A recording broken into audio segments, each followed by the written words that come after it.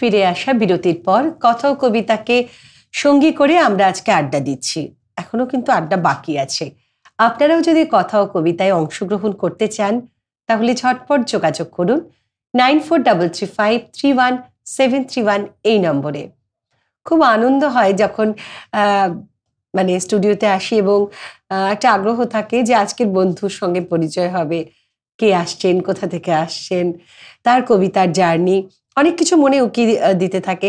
ঠিক বিপরীত দিকে তোমার বা আপনারা যারা বসেন তাদেরও শুনেছি আমরা এই আড্ডা দিতে দিতে যে এইরকম অনুভূতি কিন্তু হয় যে আজকে কিরকম হবে, আমি দর্শকদের মন কতটা জয় করতে পারবো। তো আজকে তোমার কবিতার ঝুলি থেকে মানে একটু অন্যরকম কবিতার স্বাদ পেলাম আমরা। তো এবারে আমাদের কি শোনাবে বলো? আমরা এখন দেখছি লোককবিতা খুব জনপ্রিয় হয়ে উঠছে এবং বিভিন্ন স্টেজে যখন করতে চায় তখন দেখি লোককবিতাটাকে বেশ দর্শক খাচ্ছে আর কি, দর্শকের খুব তাড়াতাড়ি মনোগ্রাহী হয়। তাই আমি একটু আঞ্চলিক ভাষার কবিতা একটা শোনাচ্ছি। ডাইচ্ছে যে শালবনী। ডাইচ্ছে যে শালবনী, কবি রবীন্দ্রনাথ ভৌমিক। গিজগা গিজাং ধিতাং তাং গিজগা গিজাং, গিজগা গিজাং ধিতাং তাং গিজগা গিজাং, গিজগা গিজাং ধিতাং তাং গিজগা গিজাং। আহা সাবুনে মাসে ভরা লদি ছলক ছলক বয়, চৈত বৈশাখে শুকাই গিয়ে ডাঙার পাড়া হয় গ, ডাঙার পাড়া হয় গ, ডাঙার পাড়া হয়। গিজগা গিজাং ধিতাং তাং গিজগা গিজাং, গিজগা গিজাং ধিতাং তাং গিজগা গিজাং, গিজগা গিজাং ধিতাং তাং গিজগা গিজাং। ওহো ওই লদিটার পারে আমার ছোট্ট চালহা ঘর, পড়ছি যারা তারাই আপন লয়ক হামার পর গ, লয়ক হামার পর গ, লয়ক হামার পর। গিজগা গিজাং ধিতাং তাং গিজগা গিজাং। আহা কুগরা ডাকা, আহা কুগরা ডাকা ঝুচকা ভরে যাইবে না বালিপুরে, জনকাটি ফের আইসি ঘুরে যখন সুরজ ডুবে গ, যখন সুরজ ডুবে গ, যখন সুরজ ডুবে। গিজগা গিজাং ধিতাং তাং গিজগা গিজাং, গিজগা গিজাং ধিতাং তাং গিজগা গিজাং, গিজগা গিজাং ধিতাং তাং গিজগা গিজাং। আহা যাবা আসা পথের ধারে পলহা শিমুল বন, সাবন মাসের লাল আগুনি কাইরে লেবেক মন গ, কাইরে লেবেক মন গ, কাইরে লেবেক মন। আবার সন্ধ্যা বেলা, আবার সন্ধ্যা বেলা বাজে মাদলে গিজগা গিজাং ধিনা, এক সাইতে মাইয়া মরদ লাচে ধাতিং তিনা গ, লাচে ধাতিং তিনা গ, লাচে ধাতিং তিনা।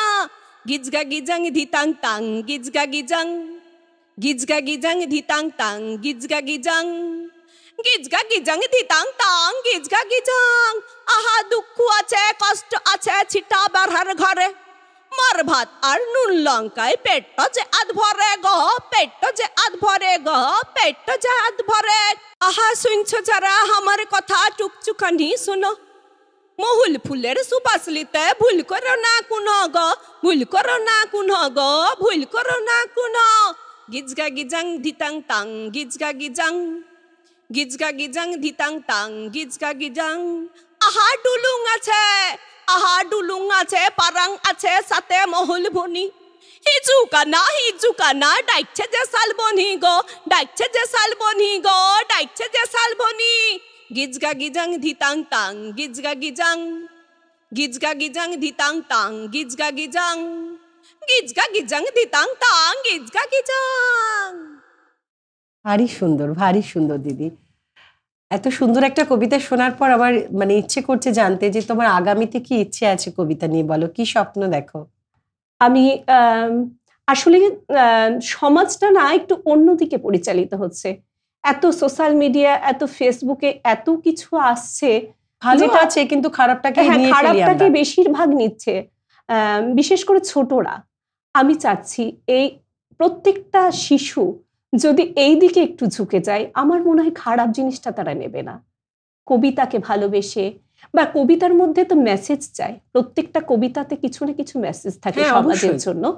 তাই কবিতাটাকে যদি এই যুব সমাজ বলুন আর ছোটরা বলুন যদি বেছে নেয়, সকলের জন্যই যদি বেছে নেয়, তাহলে মনে হয় মানে জীবনে চলার পথে কবিতাটাকে সঙ্গী করতে হবে। তাহলে ভালো, আমাদেরও ভালো লাগবে যে আমরা কিছু রেখে যেতে পারলাম যারা কবিতা ভালোবাসি। এরকম কবিতাময় তোমার আগামী কাটুক। আমাদের কথা ও কবিতার আজকের এই আড্ডায় তোমার জন্য অনেক অনেক শুভকামনা রইল দিদি। একেবারে শেষে আমরা কি কবিতা দিয়ে শেষ করব বলো? আমার খুব প্রিয় কবি সুবোধ সরকার।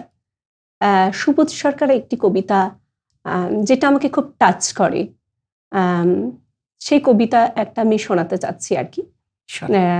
সুবোধ সরকারের লেখা কবিতা তুকারাম।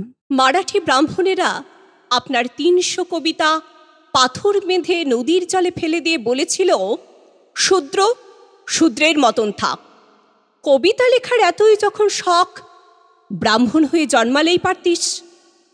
কিন্তু সারা মহারাষ্ট্রের মানুষ বিশ্বাস করে আপনার ৩০০ কবিতা ১ বছর বাদে জল থেকে উঠে এসেছিল। একটি ব্রাহ্মণ কন্যা একবার স্বপ্নে দেখেছিল আপনাকে। বিছানায় উঠে বসে সে তার স্বামীকে জড়িয়ে ধরে বলেছিল, জানো কে এসেছিল স্বপ্নে? তুকারাম। সেই রাতে স্বামী নতুন বউকে বেদম পিটিয়ে বাড়ি থেকে বের করে দেয়। মেয়েটিকে পেরেছিল আপনার গ্রামে পৌঁছাতে। সেই মেয়েটি মারাঠি ভাষার প্রথম মহিলা কবি। তুকারাম, আপনার কবিতা জল থেকে উঠে এসেছিল কিনা জানি না, কিন্তু মেয়েটি স্বামীর হাতে মার খেয়ে বাড়ি ছেড়েছিল। ৩৮ বছর বয়সী তুকারাম, আপনাকে হত্যা করা হলো। কিন্তু মারাঠিরা একটি ছোট্ট সত্য বুঝতে পারিনি সেদিন। কবিতার পাণ্ডুলিপি জলে ফেলে দিলেই কবিতা ডুবে যায় না। সুন্দর একটা বার্তা দিয়ে শেষ করলে দিদি। ভীষণ ভালো থেকো। আরো অনেক কিছু নতুন ভাবনা নিয়ে নিশ্চয়ই আবার কবিতার সঙ্গে আমাদের সঙ্গে তোমার নিশ্চয়ই আবার দেখা হবে। কথা ও কবিতা আজকের মতো এই পর্যন্তই। কবিতায় থাকুন, আমাদের ওয়ানের সঙ্গে থাকুন। নমস্কার।